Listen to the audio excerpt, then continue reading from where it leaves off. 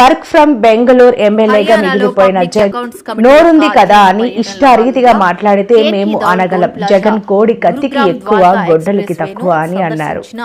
మాజీ సీఎం జగన్ పై పౌర సరఫరాల శాఖ మంత్రి నాదెండ్ల మనోహర్ తీవ్రంగా విమర్శలు గుప్పించారు.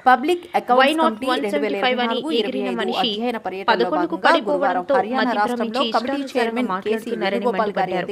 జర్మనీ చట్టాలు ఏపీలో అమలు చేస్తానంటే ఎలా అని ప్రశ్నించారు. తాడు బొంగరం లేని పార్టీ వైసీపీ అని సెటైర్లు వేశారు. ఇంగిత జ్ఞానం లేదు కాబట్టి తనకు తాను శాశ్వత పార్టీ అధ్యక్షుడిగా జగన్ ప్రకటించుకున్నారని ఆగ్రహం వ్యక్తం చేశారు. Indian highways management company limited మరియు national payment corporation of India సంస్థల సభ్యులతో సుదీర్ఘంగా చర్చించారు. అనంతరం ద్వారకా ఎక్స్ప్రెస్ వే సొరంగం ప్రాజెక్టులో తనిఖీలు నిర్వహించి పలు నమూనాలకు సంబంధించిన మౌలిక సదుపాయాలు మరియు ఇతర ప్రజా వినియోగాల గురించి సంబంధిత అధికారులు అడిగి వివరాలు సేకరించారు. ఒక చర్చ జరగాలి. కమిటీ ఆన్ ప్రివిలేజెస్కి ఇది రెఫర్ చేయాలి. ఎందుకంటే సభాపతి గారు హౌస్ కస్టోడియన్. మాకు వచ్చే గౌరవం కానివ్వండి, మాకు వచ్చే మర్యాద కానివ్వండి, సభాపతి స్థానాన్ని గౌరవించుకుంటేనే సభ్యులందరూ కూడా అదే విధంగా వస్తుంది.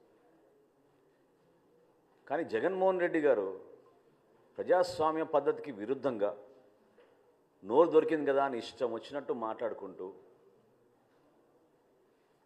తనకున్న మాధ్యమాల ద్వారా ప్రజల్లో ఒక నెరేటివ్ తీసుకెళ్ళడానికి చేసిన ప్రయత్నాన్ని జనసేన పార్టీ నుంచి మేము ఖండిస్తున్నాం. ప్రత్యేకంగా ఈరోజు మా పార్టీ అధ్యక్షులు రాష్ట్ర ఉప ముఖ్యమంత్రి పవన్ కళ్యాణ్ గారి గురించి ఆయన చేసిన విమర్శలు చాలా బాధ కలిగించినాయి. మన స్థానం ఏంటని నిర్ణయించేది మన ప్రజలు. వై నాట్ 175 అని ఎగిరిన మనిషి 11కి పడిపోతే మతి సీమితం పోయినట్టుంది.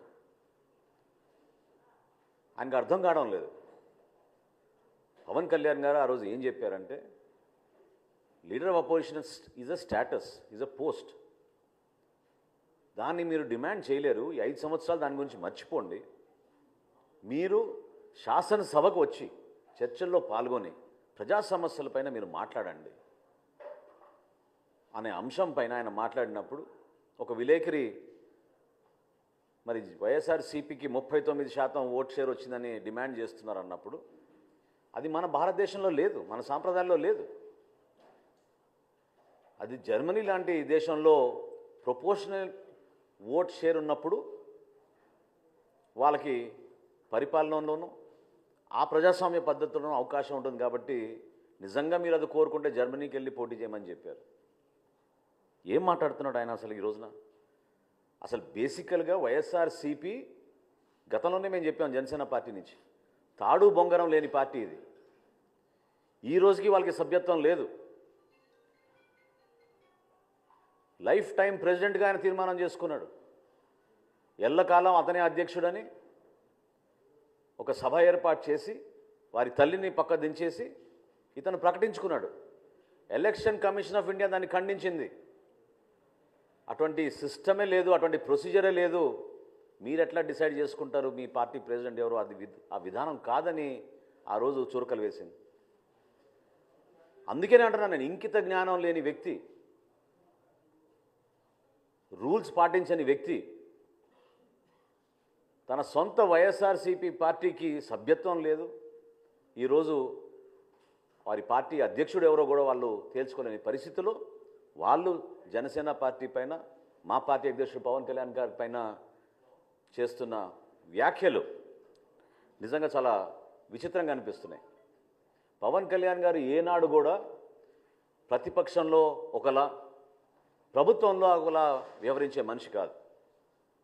మీరందరూ గతంలో చూశారు కౌలు రైతులను ఏ విధంగా పవన్ కళ్యాణ్ గారు ఆదుకున్నారు.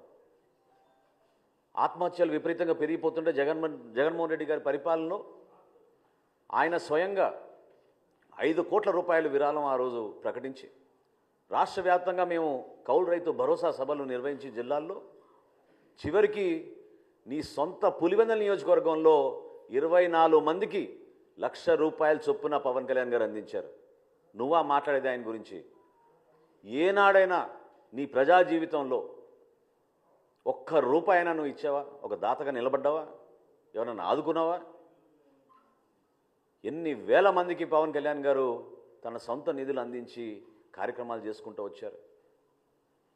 ఎందుకు అంత విపరీతమైన ఆలోచన? ఎందుకు మీరు ఈ రోజున యువత గురించి మాట్లాడుతున్నాడు? ఆయన 44 లక్షల మందికి ఆయన ఉద్యోగాలు ఇచ్చాడంట.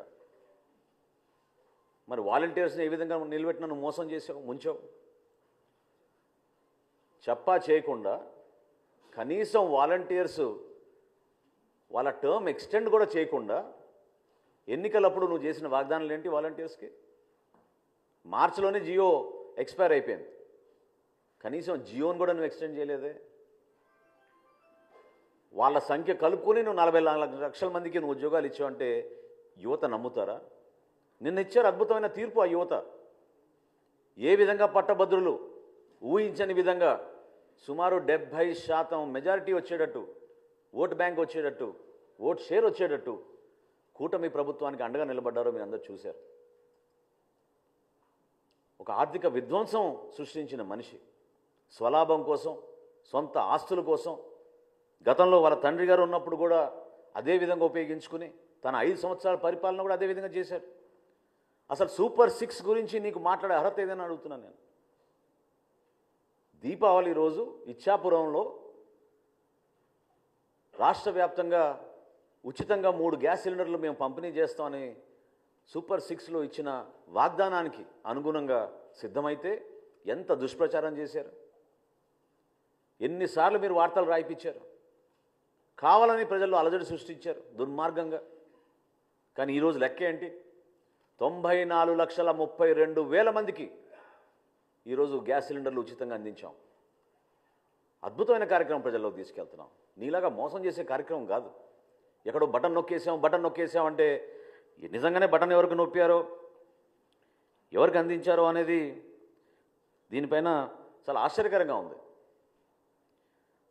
అదేవిధంగా ఈయన రైతుల గురించి మాట్లాడుతున్నాడు. ఈరోజు శాసన మండలిలో కూడా ప్రతిపక్ష నాయకులు, ఇతర సభ్యులు మాట్లాడారు. చాలా ఆశ్చర్యం కలిగించింది.